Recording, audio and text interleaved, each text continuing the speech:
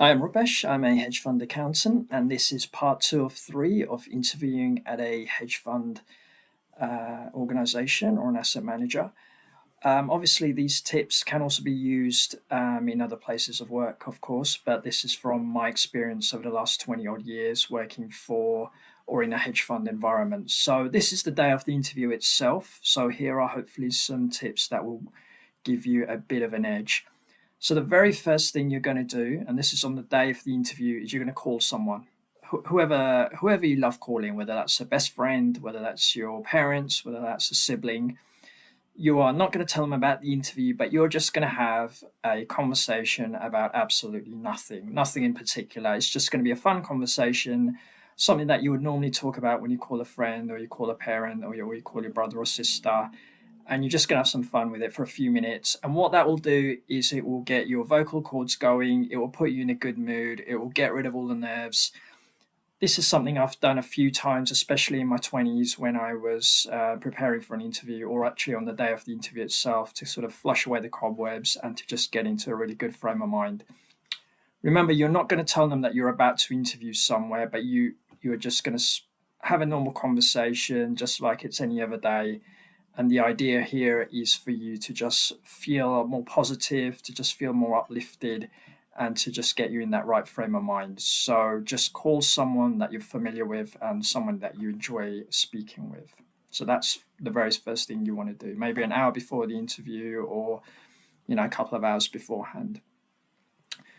The very next thing that you are going to do on the day of the interview, and this is all the 101 stuff, so these are the basics. You've arrived at the place that you're interviewing at. Now, remember, time management is super important. So you want to arrive, the sweet spot is 10 minutes before the interview. Now, you don't want to arrive late. Being late is probably the worst thing you can do here. It's sort of seen as a red flag, and it sort of means that you're really bad on following instruction, you can't keep time, and it's going to be seen as a negative straight away. If you do turn up late, just have a very, very good excuse ready. I have turned up late probably once in my entire interview career. That was my own fault. I read the start time as 9 o'clock when it was 8 o'clock. That was completely my fault. But I had a very good excuse. I said that I was stuck on London Underground and there was a power cut, and they obviously swallowed it. But I wouldn't advocate coming up with these sort of excuses on a systematic basis. So don't turn up late. Set your alarms. Turn up on time. Leave plenty of time. But sort of enter the building 10 minutes before the interview. If you actually arrive earlier than that, what tends to happen is a lot of you interviewers, they're going to be quite senior people, and a lot of their calendar is taken up by meetings. They can have up to 50% of their day dictated to by meetings. So if you do arrive too early, it sort of interrupts their day. They're notified that you're here, and while they may be in meetings or on calls or trying to finish stuff off. So try not to arrive too early. It actually can go against you a little bit, which I know seems counterintuitive because you want to seem keen and ready for the interview. But 10 minutes arriving beforehand, or arriving 10 minutes beforehand, and then they'll probably take 2 or 3 minutes sort of getting to the right place. So try and aim for that sort of time. And then, all the sort of basic stuff, formal wear, suited and booted, something very formal in an office environment, firm handshake, eye contact, and it all sounds pretty straightforward. But again, the number of people that I have seen that don't always do this sort of stuff, and it's gonna not really put you in great stead. So just make sure you get the basics right. And as someone a lot wiser than me once said, you only get one chance to make a first impression. So make sure that first impression is a good one.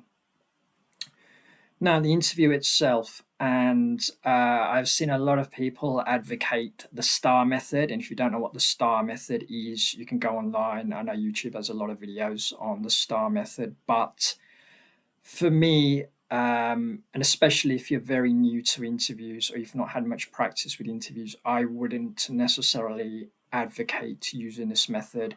But what you want to remember is in an interview setting to try and keep it as much as possible a two-way conversation. So on the one hand, you don't want to give one or two word answers. On the other hand, you don't want to talk for England and go on a detour, right? Keep the answers reasonably concise, but try and give a lot of good examples of stuff that you've worked on, what you did, how you went about it, and what the end result was, and how that benefited you and people that you worked with. So try and give a lot of good examples where you've added value, where you've made improvements, where you've increased efficiency, because these are the sort of things that these guys like in finance. Automation, efficiency, time savings, money savings. These are sort of the things that they like. Just talking about BAU stuff where you pushed a few buttons and a P&L was generated, they can drag anyone off the street to do that sort of stuff. So give good examples of things that you've done that have added value in any previous roles that you've had. And if you've not had any previous roles, what the sort of stuff you did at uni or studying, what sort of things you did, what sort of projects you worked on, and why you did that. And just 2 or 3 sentences of the sort of stuff you did. You can sort of make it slightly longer if you like, but remember the interviewer is only there for 30 minutes or maybe 45 minutes sometimes. He'll have a set of questions that he'll want to go through with you, and you need to sort of leave yourself enough time for him or her to finish the set of questions that he or she has. So don't drag these answers on, but keep them reasonably concise. One of the other things that you could do in an interview, this is again the sort of stuff I used to do, and it helped. It definitely gave me an edge because I ended up getting the role, so it must have done some good, is to physically bring with you things that you've worked on in your own time. So what do I mean by that? Firstly, never ever take anything that you've done at a previous employer to an interview. That is a big no-no. You will get in a lot of trouble for doing that. When you sign contracts with firms, you're actually signing NDAs that you can't share proprietary information with anyone else once you leave. And that counts also in an interview setting with another organization. So never ever take any stuff that you're currently working on with firm A to firm B, But what you can do is take with you stuff that you've done in your own time outside of work that demonstrates that you have a real acumen for this area. So as an example, in finance, how about this? A discounted cash flow that you've worked on in your own time to price a private equity investment, or some Python code that you've created in your own time to access APIs, or how about an intuitive way that you've come up with to price an OTC derivative using an Excel pricer? So these are just some simple examples, but anything that you've done in your own time, your own work, something that you've not done at an organization, but your own work, where you've thought about real world problems and you've just sort of done it in your own time, and you are demonstrating that you have acumen here to solve real world problems.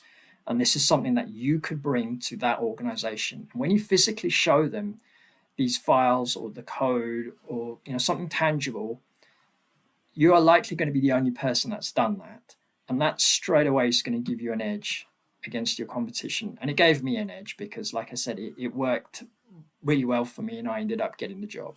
Or it was part of the reason why I got the job. So definitely doing something like that. Again, I don't remember seeing anyone else do this. I've been over the last 5 to 10 years interviewing a lot of people myself, and I've never seen anyone sort of use that sort of, doing something a little bit different and standing out. But I feel that is something that you could definitely do that will help you stand out and give you a bit of an edge.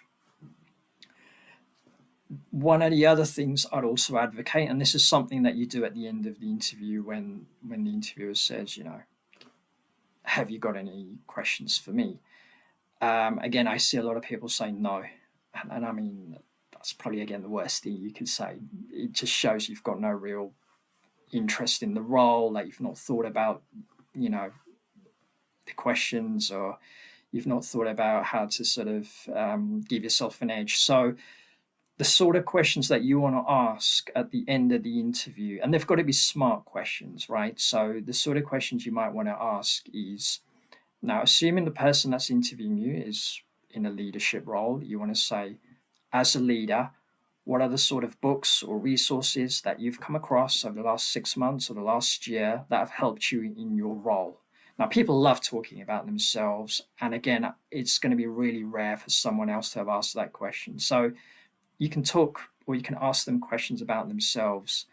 Yeah, like I said, people love talking about themselves. So again, I feel like that's going to be a question that's going to make you stand out. You can also ask them, what are the sort of challenges that you've faced in your leadership role, and how have you got through them? Or turn that around, what are the sort of challenges that I'm going to face in this role, and how can I navigate through that? So again, it's sort of smart questions. You're not just asking questions for the hell of it. These are really important things that you've thought about. One other sort of interesting question that you could also ask, and again, no one has ever asked me this in an interview, and I never get why, but what you could ask, and again, a little bit different, is to say, is there anything in this interview that you feel I have not explained properly, or you feel that, if you feel that you think I may have struggled with, or something that you think will prevent me from doing this job in the right way? I've probably made a bit of a mess of that, but you see what I'm trying to ask here, because there could have been a period in that interview where the interviewer had a little bit of doubt about you. So what you're going to do is you're going to ask them about that doubt, and you're going to try and clear up any doubt he has, or clarify anything that may have been unclear in the interview. So you don't want to just leave everything on the table. Give it your best shot, and even these questions at the end, just sort of give the interviewer something to really think about afterwards. Now, remember, the interviewer is probably seeing a whole bunch of people in a space of a few days, right? And you're just going to be a number if you just do the bog standard stuff. But if you can demonstrate some real smart questions, if you can stand out, if you can ask the right stuff and answer the questions in the right way, straight away you are going to have an edge over everyone else that's in this process. So make sure you leave everything on the table, you give it your best shot, you be authentic, be yourself, but be smart. Do all the 101s, arrive on time, firm handshake, eye contact, smile, all simple stuff. But then build on that in the interview, and don't give them any excuse for them to say, well, he didn't really stand out, or he or she didn't really stand out, he didn't really give me much, or she didn't really give me much. And just leave them with make it a little bit more difficult and challenging for them to say no. If you've really given it your best shot and stood out and done something a little bit different and intuitive, then you're going to give yourself, in my opinion, and from what I've seen, a bit of an edge against everyone else. Okay, so that was part 2 of 3. There is a part 3 of 3, believe it or not, because there are a couple of things you can do post the interview that a lot of people forget about, that again will give you an edge, and again make it very, very difficult for them to at least not put you through to the next stage. So we'll talk about that in part 3. We may also, I think what it might be a good idea to do is talk about the questions that come up more often than not. So I think we'll run through that in part 3 as well. I don't think I have enough time on this particular video to do that, but hopefully there was enough there to make this video interesting. If you do like anything I've said in this video and it sort of resonated with you, please do like, subscribe, share. It really helps me, and it does something to the YouTube algorithm to sort of get out to the people that this sort of stuff's going to be relevant for. So Thank you for listening. You've made it all the way through to almost 15 minutes. Please, like I said, do like, subscribe, share, and any sort of comments, please stick it down below. I love reading comments, good or bad. And hopefully, I will see you on the next one. Take care.